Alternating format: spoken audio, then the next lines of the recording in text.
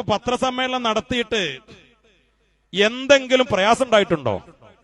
ആർക്കെങ്കിലും പ്രയാസം ഉണ്ടായിട്ടുണ്ടോ? ഒന്ന് ആലോചിച്ച് നോക്കി. ഞാൻ അവസാനിപ്പിക്കുകയാണ്. തങ്ങൾ ഉസ്താദ് പത്രസമ്മേളനം നടത്തിയിട്ട് എന്തെങ്കിലും വിവാദം ഉണ്ടായോ?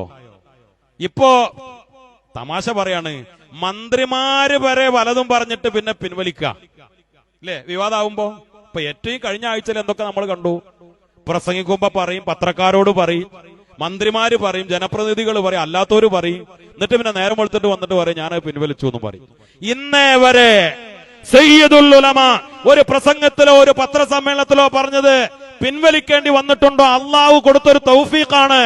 നാർക്കോട്ടിക് ജിഹാദുമായി ബന്ധപ്പെട്ട് വിവാദമുണ്ടായപ്പോ കോഴിക്കോട്ടെ പത്രക്കാര് തങ്ങൾ ഉസ്താദിനോട് ചോദിച്ചു. സരസമായ മനോഹരമായ മറുപടി കൊടുത്തു.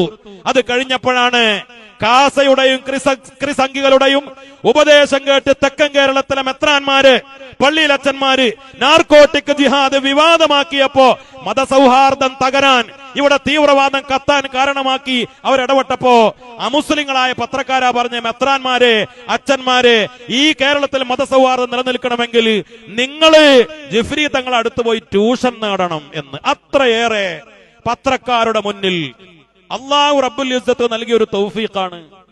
പിന്നെ എന്തിനാണ് ആ മനുഷ്യനെ നിങ്ങൾ വേട്ടയാടുന്നത്? ആ മനുഷ്യന്റെ നിലപാടോ ആ മനുഷ്യന്റെ ഇൽമോ? ഒരു ഫത്വ ചോദിച്ചാൽ കിതാബ് നോക്കട്ടെ എന്ന് പറയണ്ട. ഏത് വിഷയത്തിലെ ഫത്വ ചോദിച്ചാലും ഫത്വ കൊടുക്കാൻ പറ്റുന്ന കേരളത്തിലെ ഏറ്റവും വലിയ മുഫ്തിയാണ്.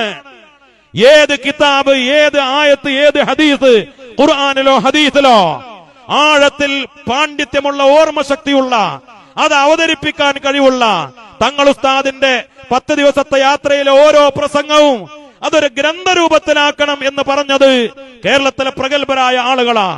മഹാനവരുടെ പാണ്ഡിത്യമാണോ വിഷയം? നിലപാടാണോ വിഷയം? സൂക്ഷ്മതയാണോ വിഷയം? വേഷവിധാനമാണോ വിഷയം?